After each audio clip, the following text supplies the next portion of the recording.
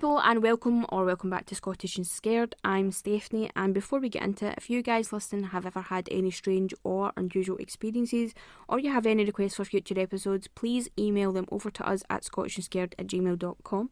You can also follow us on Instagram at scottishandscaredpod, and if you wouldn't mind, please rate, review and share whatever you may be listening. Big thank you to everyone who already has. So, today is the first episode of the new series, There Has Been a Murder. Yes, I know it's not exactly a very original name, but we did go through a lot and it was the only one that kind of sounded like it had a ring to it. My brother, he suggested Scottish Skeletons, which I did think was pretty cool, but then thinking about it, I was like, is that really the best name for a series about murders? I don't know. You guys can let me know if you think Scottish Skeletons is a better name. Let me know. But for right now, it is There Has Been a Murder. Now, the reason that I wanted to make this a separate series was because during my research for an episode last week, I found so many different cases of murder in Edinburgh specifically that I had never heard of, but I was just so intrigued by. There are so many unsolved murders as well that I think you guys would be really interested in hearing. Obviously, if the series goes to plan, I won't just be talking about Edinburgh, I will widen the scope and be talking about the rest of Scotland and eventually the world. But for right now, I think I'm just going to concentrate on Edinburgh and the ones that I've read about. Also, the reason I wanted to make it separate is because murder is a very serious subject. It is not to be taken the piss of, it's not to be laughed about or joked about, it's very serious. My other episodes that I do are more light-hearted and fun. They're about ghost stories and mythical creatures and stuff like that, and I can kind of take the piss a bit more. So I wanted to make this a separate series because obviously I am not going to take the piss. It is a murder, it's very serious. That is another reason I wanted to make this very serious, and then my other episode, very light-hearted and fun. Before I start, I'd also like to thank everyone who contacted me about this series. I think I mentioned in last week's episode, I asked you guys if this is something that you'd be interested in hearing, and a lot of you did get in touch and let me know that it was something that you would like to hear. So that's kind of influenced me and inspired me to do it. I did kind of want to stay away from murders because I know sometimes, you can get conflicting stories. There are always two sides to a story, and I didn't want to do something that would cause disrespect or upset anyone. But I think I'm just going to stick to murders that were, very deep in the past and that I found interesting. That's not to say that I won't span out and do more known cases or more present cases, but for right now, that's where we're going to stay. Everything in my personal life is kind of calmed down, all my work life is calmed down, so I am full steam ahead trying to get you guys 2 episodes a week. I'm just researching. The more things I look into, the more I'm just spurred on to do it. The things that I've been looking into recently are just piqued my interest, really. So stay tuned, guys. So no more rambling from me, and I think we should just get straight on into it. Now, before I start, I would like to say that this case does talk about child murder and neglect. So if that's something that you don't want to hear about, or you're just not interested in me speaking about it, or it triggers you, please just click off, listen to another episode. This isn't the one for you. If that is something that you're not interested in listening to, click off, go to another one, that's fine. So, this week's episode is about the Stockbridge baby farmer, and I know that sounds mega grim, but it's probably not as bad as what you're thinking in your head, although it's absolutely terrible and vile. It's probably not what you're thinking about in your head. So, this case centres around a young lady called Jessie King, who was born on March 27th, 1861 in Anderson here in Glasgow. Her father, James King, was a very simple man who worked as a cotton yarn warper, and her mother was Mrs. Grace King, and she was just a stay-at-home mother. She also had 2 older brothers named Peter and John, and both parents were illiterate, and the schooling at the time wasn't exactly the best. It really wasn't, so their children were no better off than they were, as you can imagine. Jessie's mother Grace sadly passed away when she was only 18 months old, so she didn't really get the opportunity to meet her mum. She grew up without a mother, really, and I think that can affect some people sometimes, not having that motherly influence. Just like when you grow up without a father, it can affect you not having that fatherly influence in your life. I think that's why we seek it out in other people. and her father went on to remarry. Now, her stepmother was not very nice to her, and she did mistreat her. She wasn't awful, but she wasn't very nice. And I think that anybody out there who has had a step-parent that doesn't like you, I think you know exactly how that feels, because I know how it feels. It's not nice. Her father then went on to pass while she was in her teens.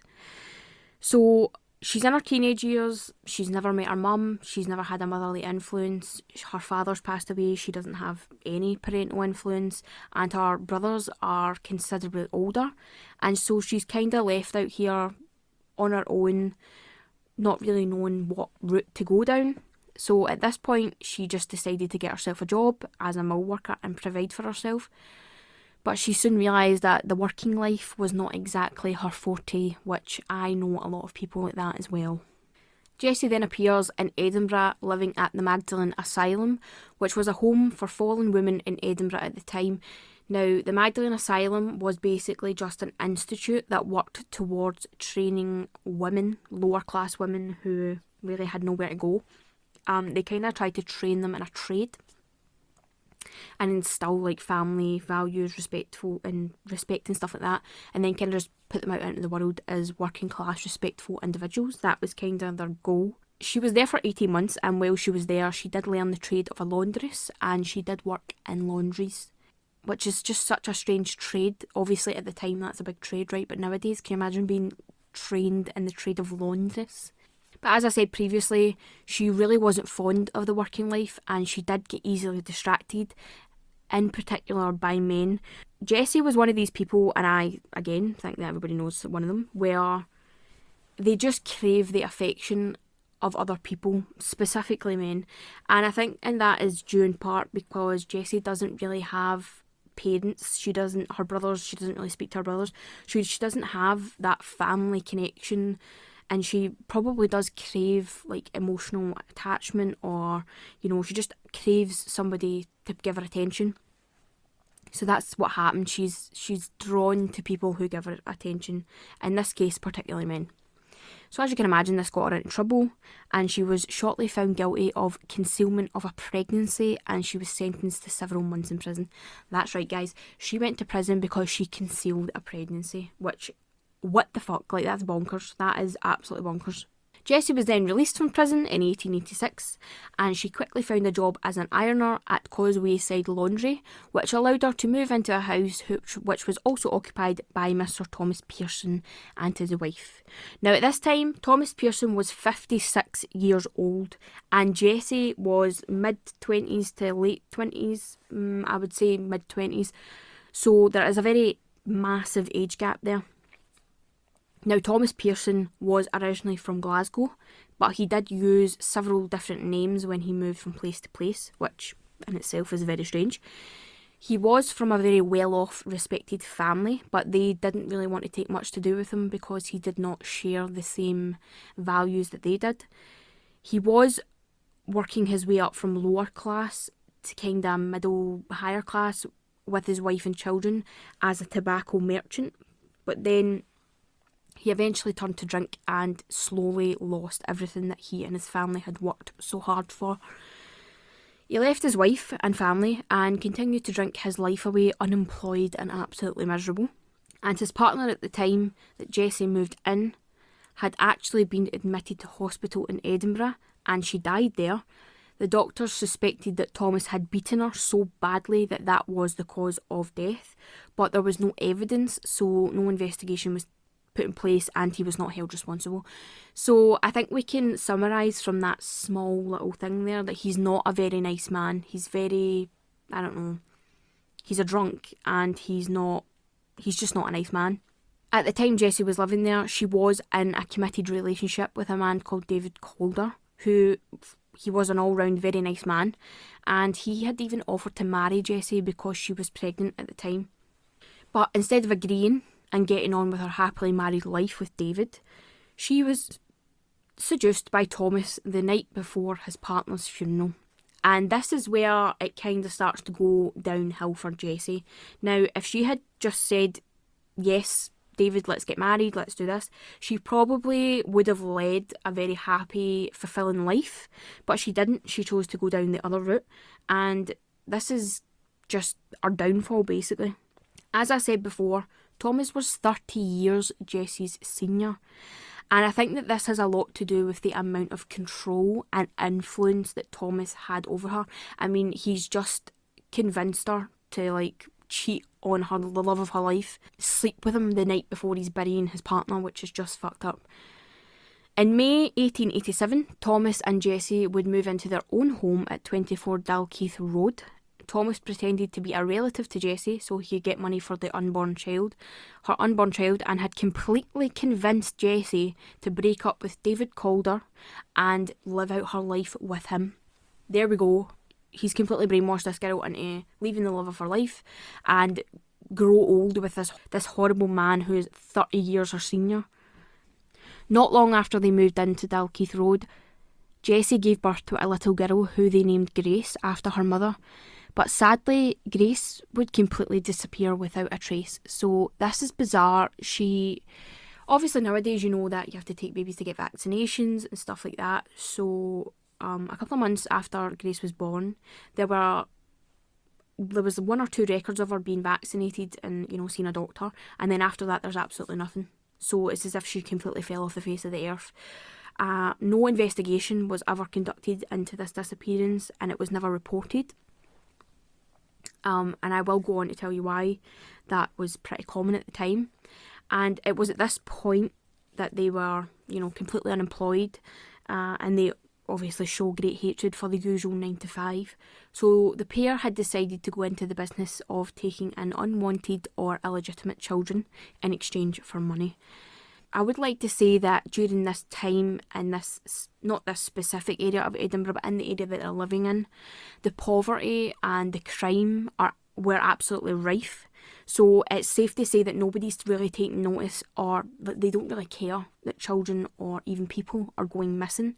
This is sadly something that's pretty common. It happens every day. Also, the selling of illegitimate children is also sadly very common. There would be ads in the newspapers looking for people to adopt these unwanted babies for money. And these women who had illegitimate children would have them taken off them by the authorities, and they were given to third-party caregivers. But the mother would still have to provide money for this baby, even though it wasn't in her direct care. And as you can imagine, the money that these mothers are receiving from their everyday jobs it's almost nothing, and it was impossible for these women to live on and provide for a child.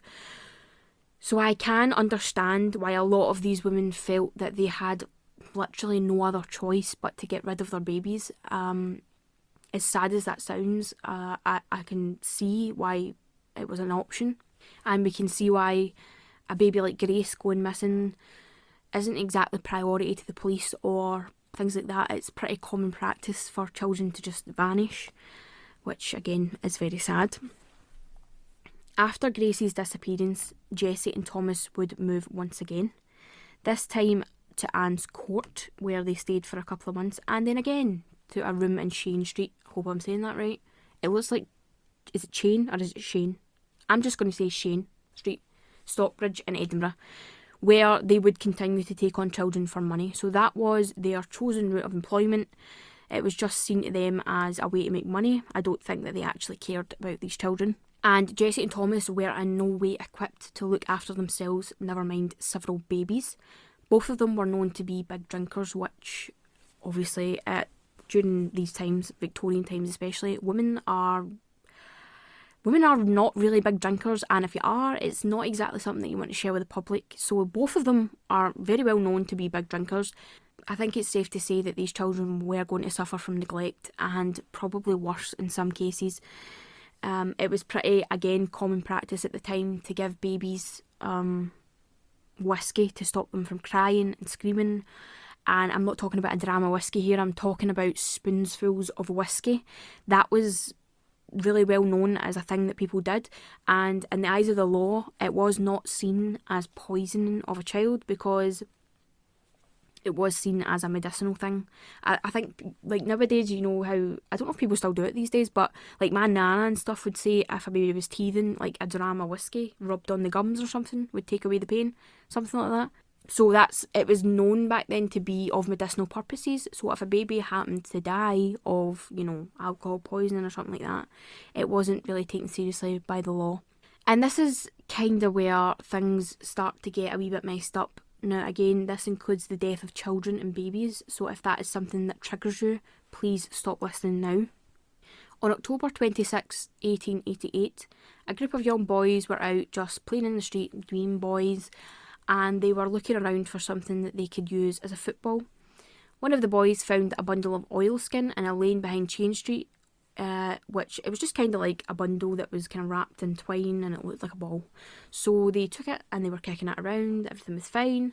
And then one of the boys decided to have a wee look inside to see what was wrapped up. And that is when they found the remains of a small baby. Of course, the police were notified, and the wee one's remains were taken in for examination by a pathologist. After conducting the examination, pathologist Dr. Henley Littlejohn concluded the child's cause of death was strangulation. The doctor passed this information to the police, and a murder investigation was set up. During this investigation, many of the residents of Chain Street where the remains were found were questioned, obviously.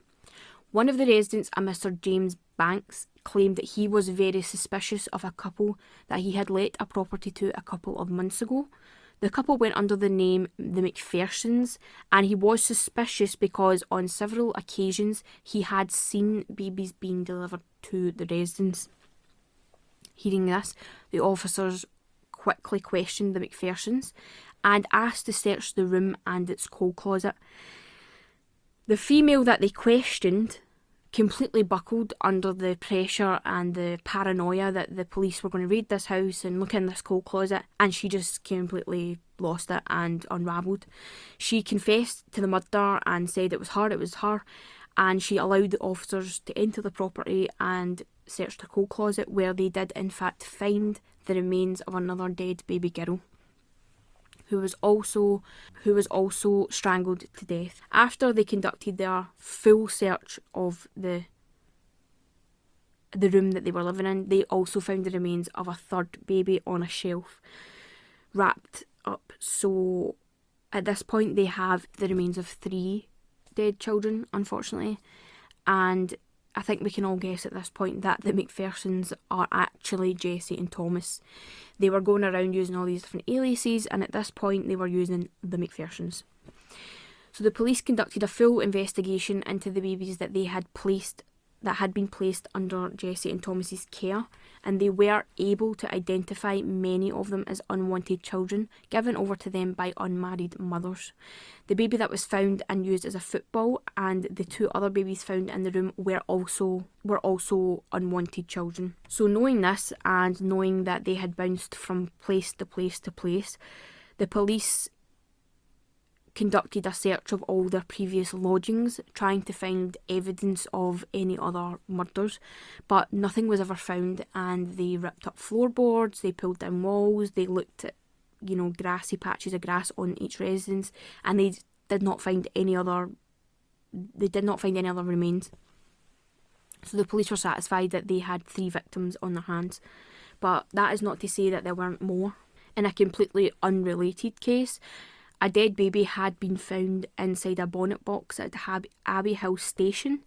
There was no suspects in this case, and nobody was ever charged because there was no evidence. It was just a child's remains found in a box, and the police kind of came to the conclusion that this could have been Jessie and Thomas as well, and this was quickly added to the list of charges against Jessie and Thomas. So while Jessie and Thomas were in custody and the investigation was taking place, Jessie was warned not to divulge or confess anything to do with the crime because she would basically be sealing her fate if she had done so, even though she was guilty. But Jessie didn't listen, and she just had a full-blown confession, confessed all the crimes, told them that it was her, that Thomas had no idea that Jessie was killing these babies. He had no idea that what was happening to these children. He thought they were just going missing. Like, she basically just put all of the blame on herself, and Thomas was completely innocent. That was what she said. Obviously, they took this confession extremely seriously, and when Jessie found out that Thomas had been let out of custody, she just did a 360 and completely went back on what she said and tried to withdraw the confession. This time she was claiming that she lied and that Thomas was the one who told her to do it, and he was heavily influenced her to do it. He told her what to do to kill the children. He told her what to do to get rid of them. He was a heavy influence in these murders, but sadly she was far too late to take the confession back, and she had already sealed her fate at this point. Jessie King was found guilty of murder of 3 children at the High Court in Edinburgh, and she was sentenced to death by hanging. Now, another thing, Thomas also acted as Queen's evidence against Jessie, and this gave him full immunity, which is completely disgusting in my eyes, because clearly how could a woman be killing babies in the same room, not in the same house, the same room as another human being, and they have no idea that that is what's happening? It's stupid, it's ridiculous. But because he was Queen's witness against Jessie, he was given full immunity and he couldn't be convicted of any of these crimes.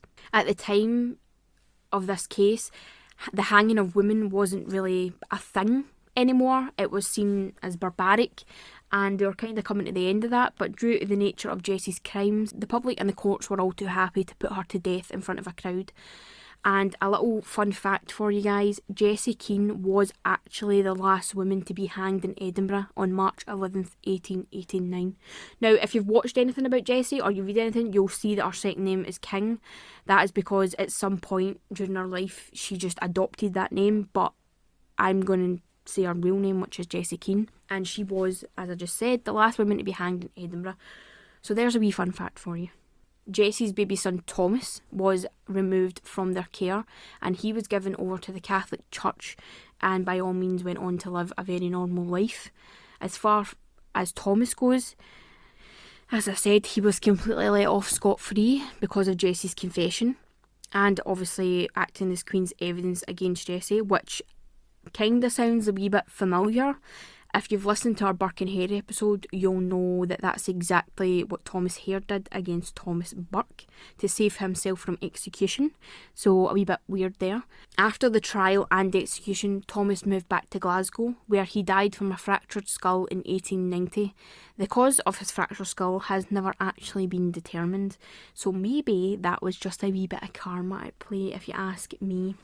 Sadly, baby Grace was never found, but given the circumstances that she was born into and obviously the heinous acts that this couple had committed, I think we can safely assume that baby Grace was probably murdered and disposed of as well, which is sad.